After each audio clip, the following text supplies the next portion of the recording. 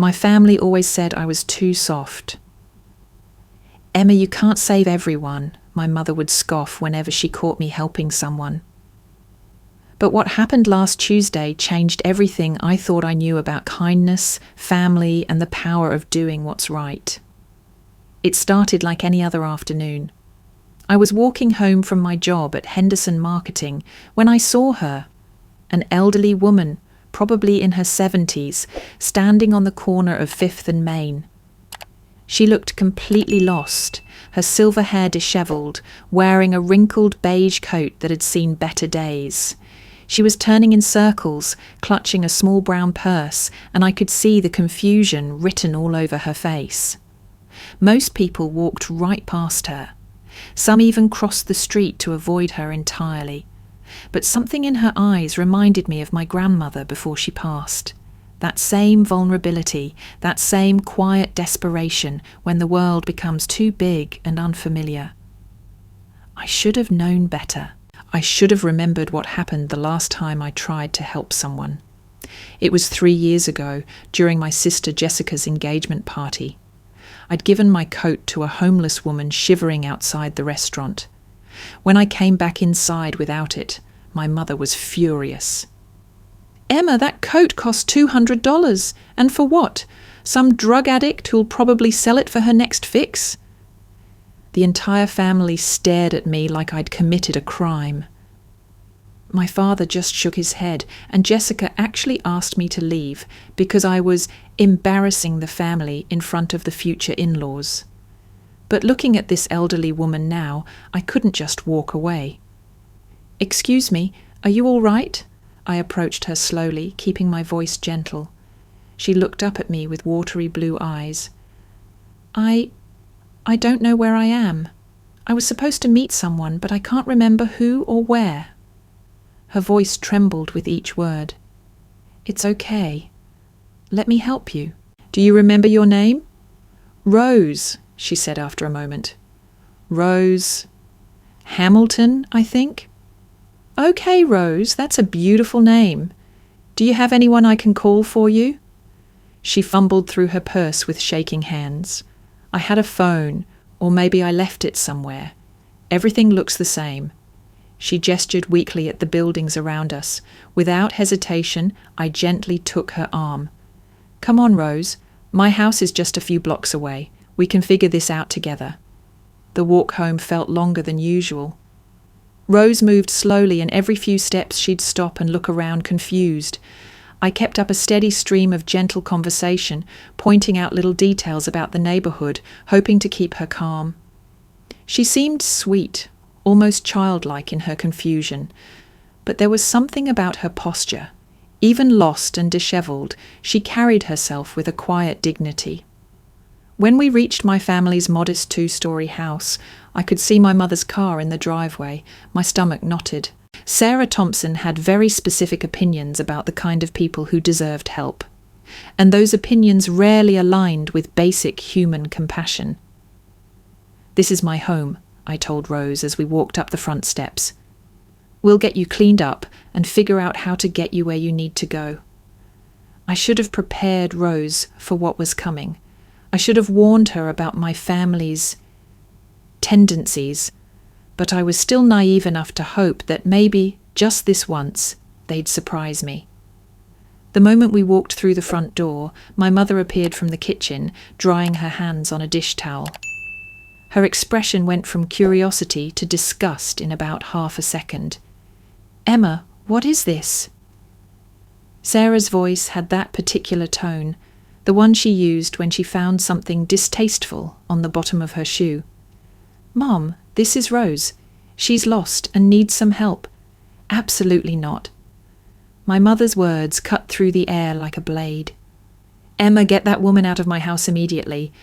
Rose instinctively stepped closer to me, and I could feel her trembling. "Mom, she's just confused and needs—" "I don't care what she needs. Look at her, Emma. Look at those clothes, that hair. She's probably homeless, possibly dangerous, and you've brought her into our home where we have valuables." "She's not dangerous. She's just an elderly woman who's lost." My older brother Michael chose that moment to come downstairs, probably drawn by the raised voices. At 28, Michael worked in finance and had inherited our mother's talent for looking down on people. The moment he saw Rose, his face twisted into the same expression of disgust. "Seriously, Emma? Again?" He shook his head. "How many times do we have to tell you? Stop picking up strays." "She's not a stray, she's a human being who needs help." "She's street trash," my mother said matter-of-factly, as if she were commenting on the weather. "And you're wasting our time and risking our safety for what? To feel good about yourself?" Rose's face crumpled at those words. I saw her shoulders sag, and for a moment she looked so small and defeated that my heart broke for her. "Don't talk about her like that," I said, my voice stronger than I felt. "Her name is Rose, and she's someone's mother, someone's grandmother. She deserves basic human decency." "What she deserves," Michael interrupted, "is to be taken to a shelter or a police station, not brought to our home like some kind of charity case." My sister Jessica emerged from her room, probably alerted by all the commotion. At 26, she worked as a real estate agent and prided herself on always looking perfectly put together. She took one look at Rose and immediately sided with Mom and Michael. "Emma, what were you thinking? She could have diseases. She could be mentally ill. You can't just bring random people off the street into our house." "I was thinking about being a decent human being," I shot back. "Something this family seems to have forgotten how to do." "Don't you dare lecture us about decency," my mother snapped. "We work hard for what we have. We don't owe anyone anything, especially people who've made poor life choices." "Poor life choices? Mum, she's confused and lost. That's not a choice, that's a situation." "It's always something with you, isn't it, Emma?" Michael crossed his arms. "Always another sob story. Another person who just needs help. When are you going to grow up and realize that the world doesn't work that way?" I looked around at my family, really looked at them. My mother, with her perfectly styled hair and judgmental expression. Michael, in his expensive suit, looking at Rose like she was contaminating his air. Jessica, actually backing away as if poverty might be contagious. These were the people I'd lived with my entire life. These were the people who were supposed to love and support me. And yet, when I tried to show basic human kindness, they treated me like I was the problem. "Fine," I said quietly. "Rose, would you like some tea and something to eat?" "Emma!" My mother's voice reached a dangerous pitch. "It's my house too, Mom, and I'm not throwing an elderly woman back onto the street because you're uncomfortable." Rose looked between me and my family, clearly sensing the tension. Maybe I should go," she said softly. "I don't want to cause trouble." "You're not causing trouble," I assured her, shooting a pointed look at my family. "Some people just haven't learned the difference between being successful and being human." I guided Rose toward the kitchen, ignoring my mother's protests.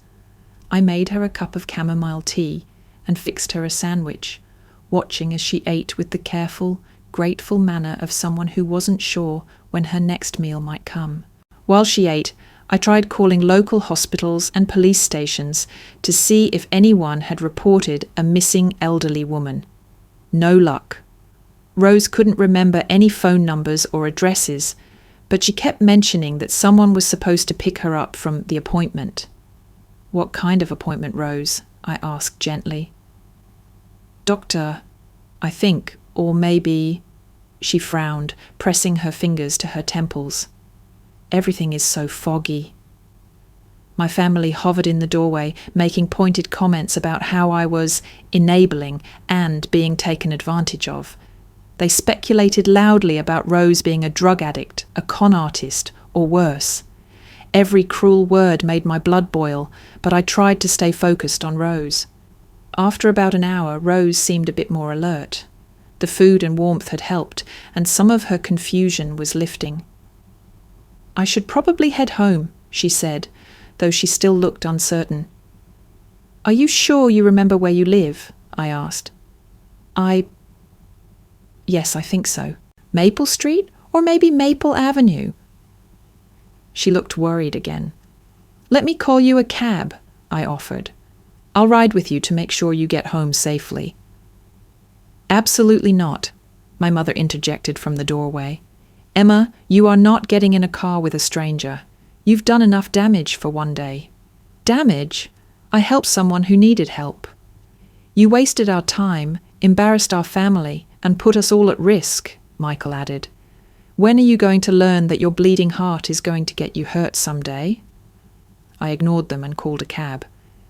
When it arrived, I helped Rose gather her things and walked her to the car. She thanked me repeatedly, pressing my hand between both of hers. "You're an angel," she said, tears in her eyes. "I don't know what I would have done without you." "Just take care of yourself, Rose. And if you ever need help again, don't hesitate to ask for it. There are good people in this world, even if they're sometimes hard to find." As the cab pulled away, I waved until it disappeared around the corner. Then I turned to face my family, who were all standing on the front porch, looking like I'd just committed a federal crime. "Are you happy now?" my mother asked sarcastically. "You've given food and comfort to some random woman who's probably already forgotten your name." "Yes, actually, I am happy. I helped someone who needed help. That's what normal, decent people do." "Normal people," Jessica said coldly, "don't invite strangers into their homes. Normal people don't waste money on people they don't know. Normal people understand that charity begins at home." "What charity?" I laughed bitterly. "When has this family ever shown charity to anyone? When has any of you ever gone out of your way to help someone less fortunate?" "We help plenty," Michael protested. "We donate to legitimate charities. We support causes that actually make a difference. Writing a check once a year isn't the same as actually caring about people," I shot back. "And what you did today wasn't caring," my mother said firmly. "It was naive, dangerous, and selfish." "Selfish? Yes, selfish. You did it to make yourself feel good, with no thought for how it might affect the rest of us.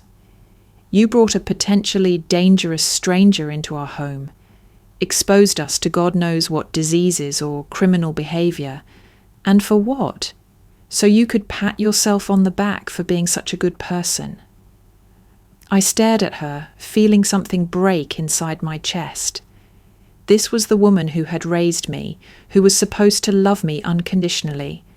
And she was standing here telling me that showing kindness to a confused elderly woman was selfish and dangerous. "You know what?" I said quietly. "You're right. I am selfish. I'm selfish enough to believe that human beings deserve basic dignity and compassion.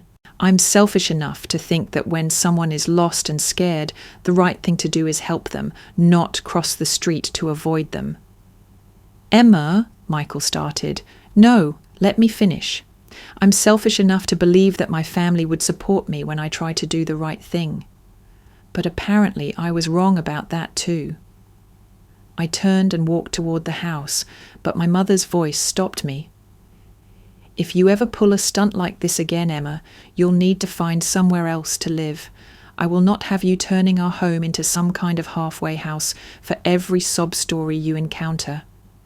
I paused in the doorway, my hand on the knob. "Noted," I said, without turning around. That night, as I lay in bed replaying the day's events, I couldn't shake the image of Rose's grateful smile or the sound of her calling me an angel. But I also couldn't forget the look of absolute disgust on my family's faces, as if helping her had somehow diminished me in their eyes. This wasn't the first time we'd had this fight, and I knew it wouldn't be the last. My family had made their position clear. Kindness was weakness, helping others was foolish, and anyone who couldn't help themselves wasn't worth their time or consideration.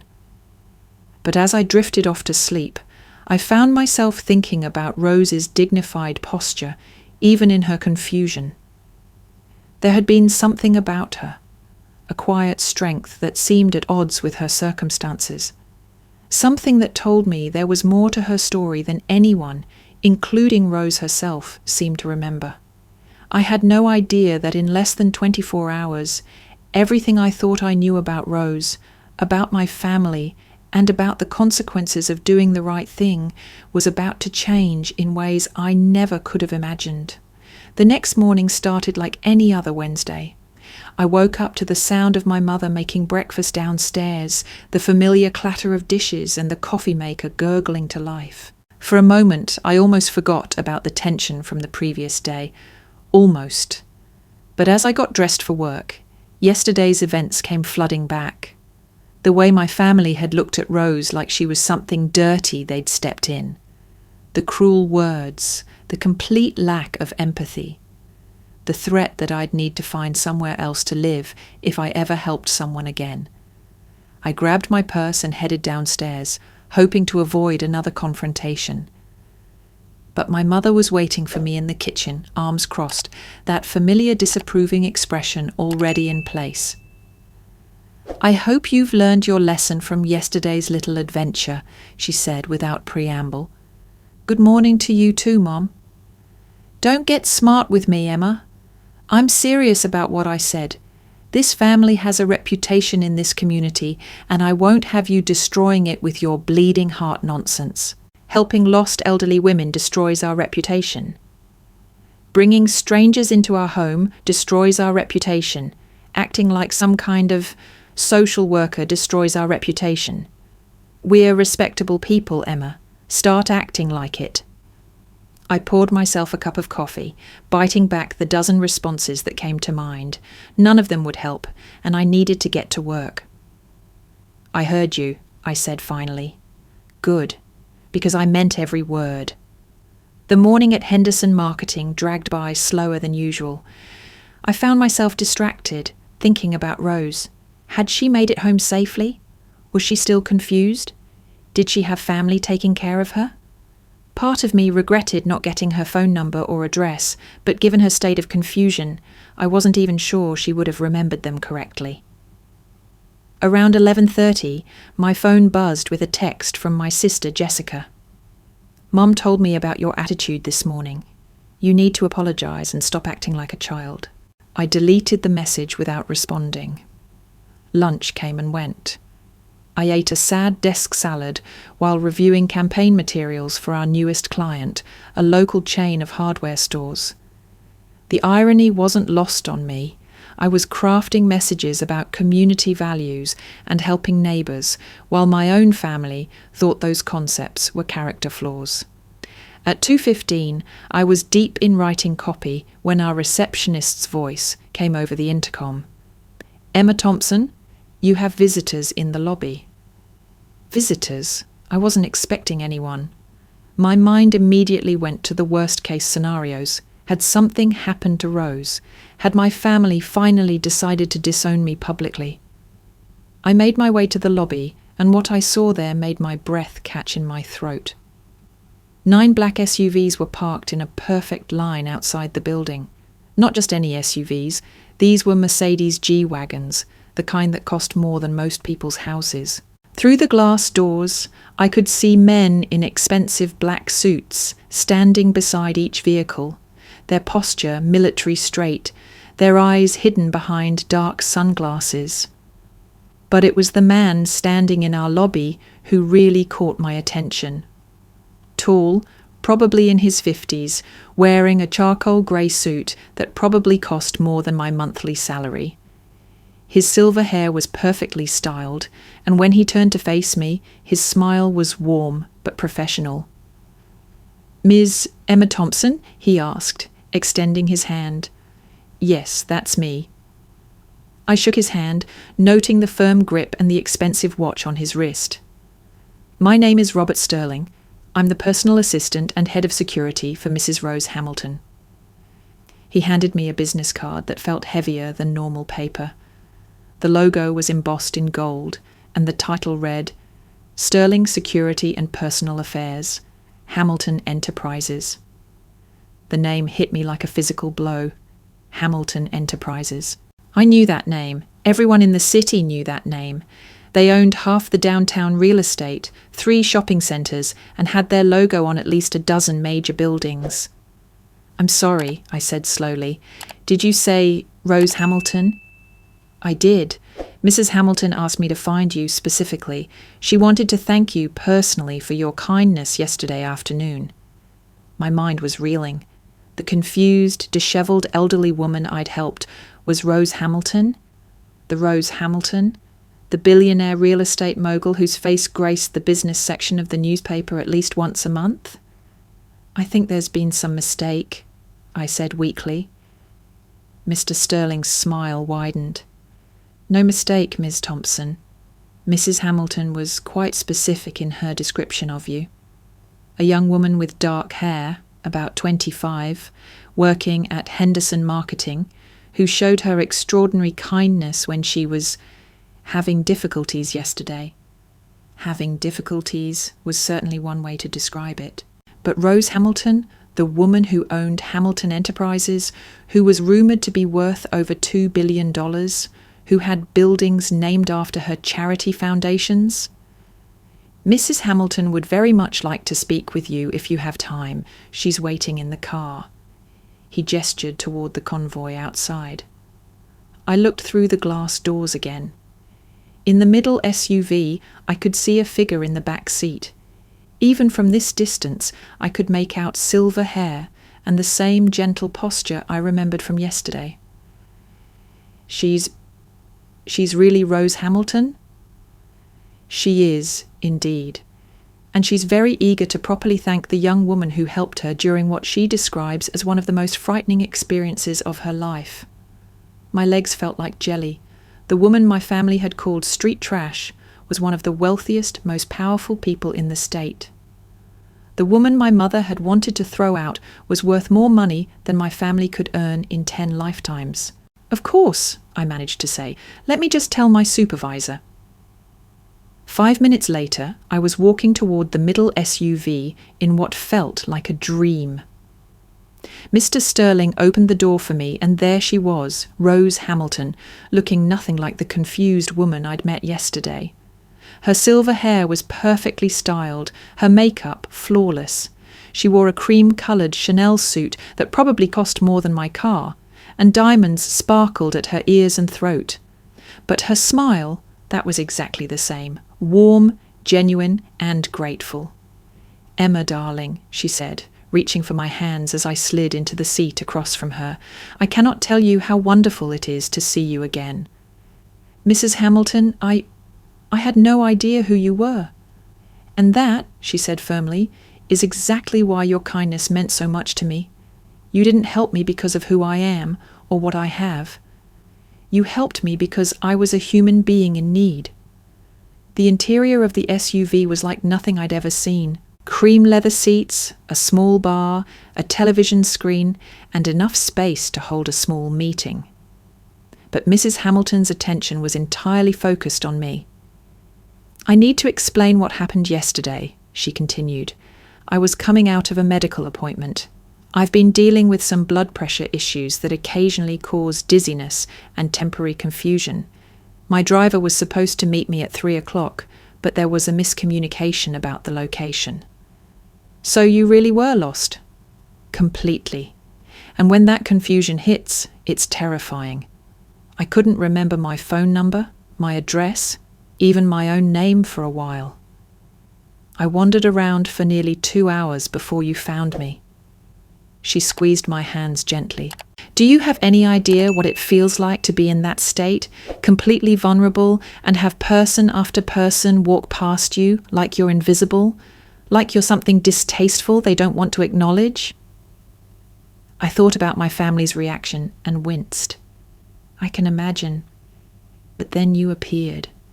This beautiful young woman who looked at me like I mattered, who took the time to help without asking anything in return, who brought me into her home and fed me and made me feel safe. Anyone would have done the same thing. No, darling, they wouldn't have. In fact, most people didn't. You were the only person in 2 hours who even acknowledged I existed, let alone offered help. The The weight of that statement settled over me.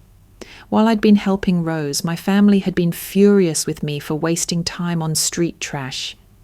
They'd called her dangerous, diseased, probably a criminal or drug addict.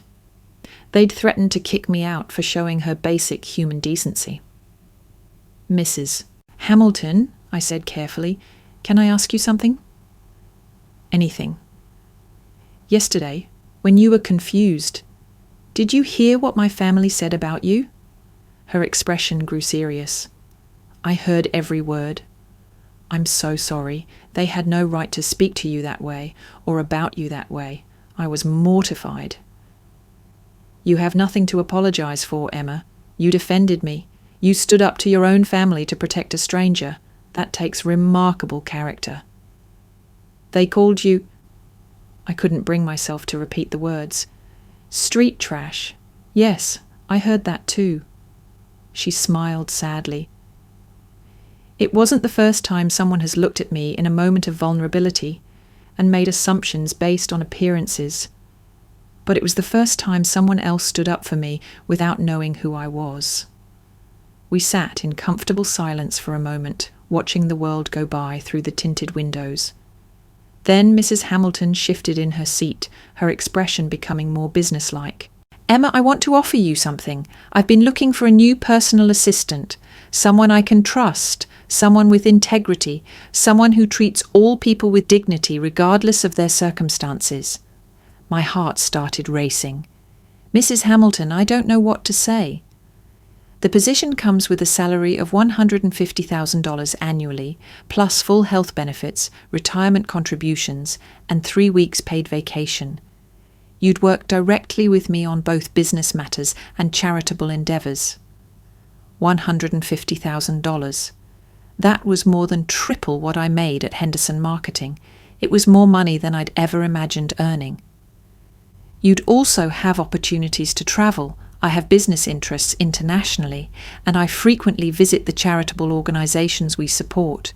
It would be demanding work, but rewarding." "Mrs. Hamilton, this is incredibly generous, but I couldn't accept charity." "This isn't charity," she interrupted firmly. "This is business. I need someone I can trust implicitly, and yesterday you proved that you have the character I'm looking for. You helped me when I needed it most, expecting nothing in return. That's the kind of person I want working with me." I thought about my current job, writing ad copy for hardware stores. I thought about my family's reaction when they learned about this offer.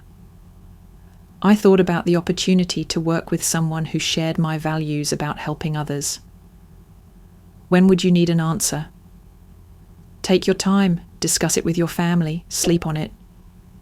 "But Emma," she leaned forward, her eyes serious, "don't let other people's limitations define your possibilities."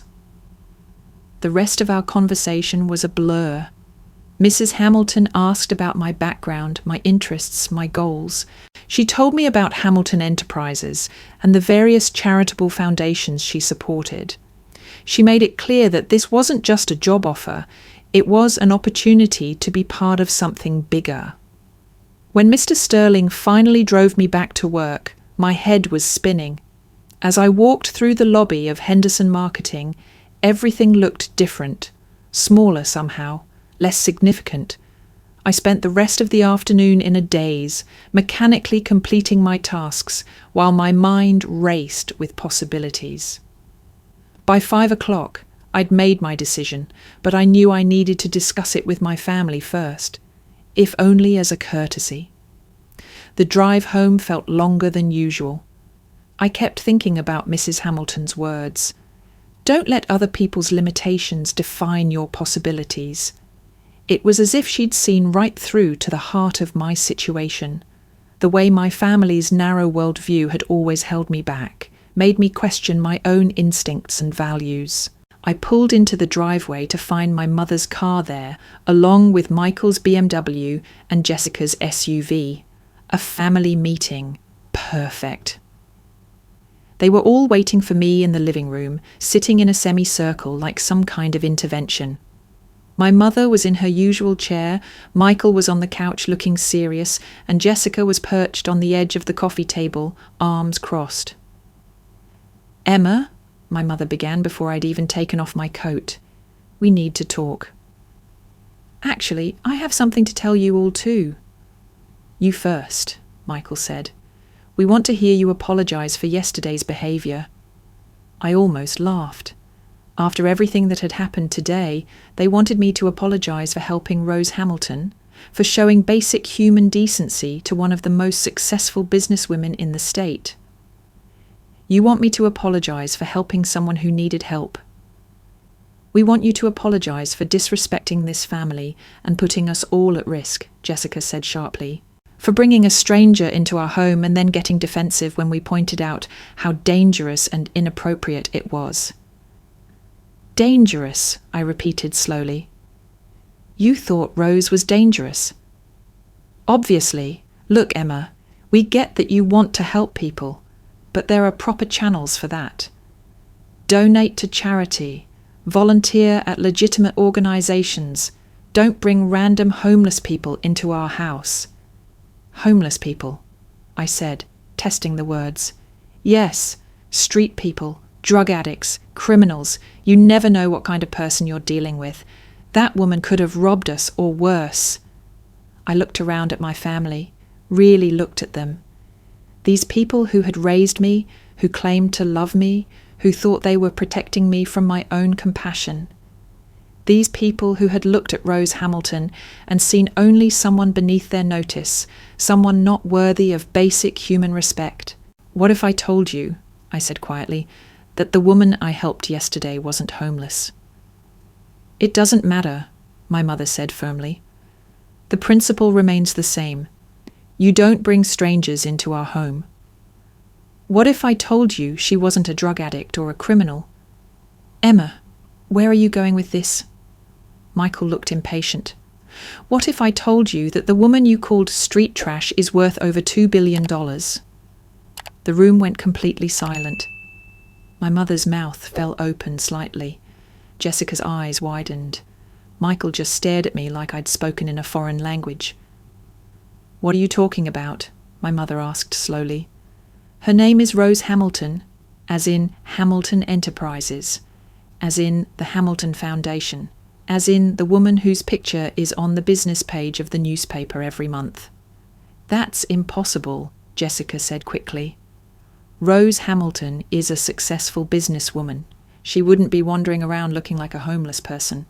She was having a medical episode, blood pressure issues that caused temporary confusion and disorientation.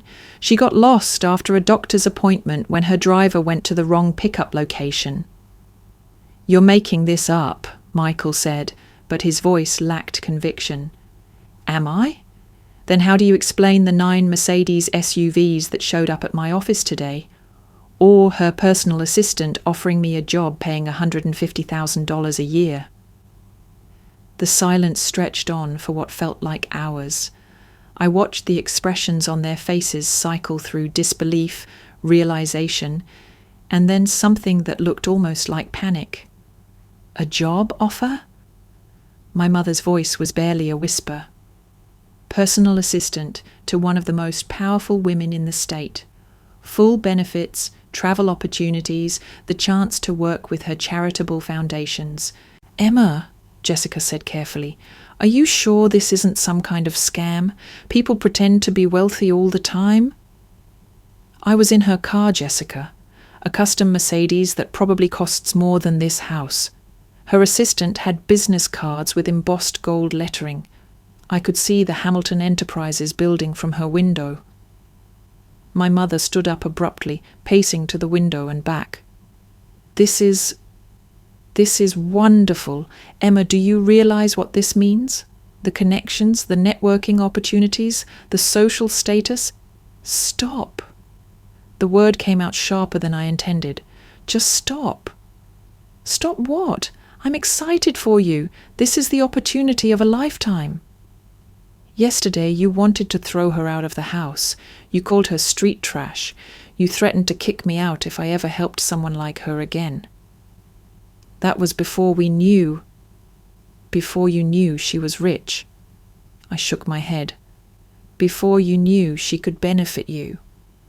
Emma, that's not fair, Michael interjected. We were concerned about safety. You were concerned about your image. You were embarrassed that I helped someone you judged to be beneath you. We made a mistake, my mother said quickly. We should have trusted your judgment. You've always been a good judge of character. Have I? Because yesterday you told me my judgment was terrible. Yesterday you said my bleeding heart would get me hurt someday. We were wrong, Jessica said, jumping up from the coffee table. Look, we can admit when we're wrong. We misjudged the situation. No, I said quietly. You didn't misjudge the situation. You showed me exactly who you are. You showed me that your respect, your approval, your love, it all comes with conditions. It all depends on what benefits you can gain. That's not true, my mother protested. We love you unconditionally. Do you? Because it seems like your love comes with a lot of conditions. Don't help people we don't approve of. Don't embarrass the family. Don't waste time on people who can't benefit us. Don't be too soft, too kind, too compassionate. I stood up, feeling clearer than I had in years. You know what Mrs. Hamilton told me today? She said not to let other people's limitations define my possibilities. Emma, sweetheart. My mother's voice took on that coaxing tone she used when she wanted something. Let's not say things we'll regret. This is a wonderful opportunity, and we're all so proud of you. Proud of me? For what? For accidentally helping someone rich? For being smart enough to help someone who could help you in return? And there it was, the truth, finally spoken out loud. They weren't proud of my kindness or my compassion or my willingness to help others. They were proud that my bleeding heart had accidentally stumbled into a networking opportunity. I'm taking the job, I announced. That's wonderful. Jessica clapped her hands together. We should celebrate. We should invite Mrs. Hamilton for dinner. I'm taking the job, I repeated, and I'm moving out. The celebration died instantly. What? My mother asked. I'm getting my own place. I'm starting fresh.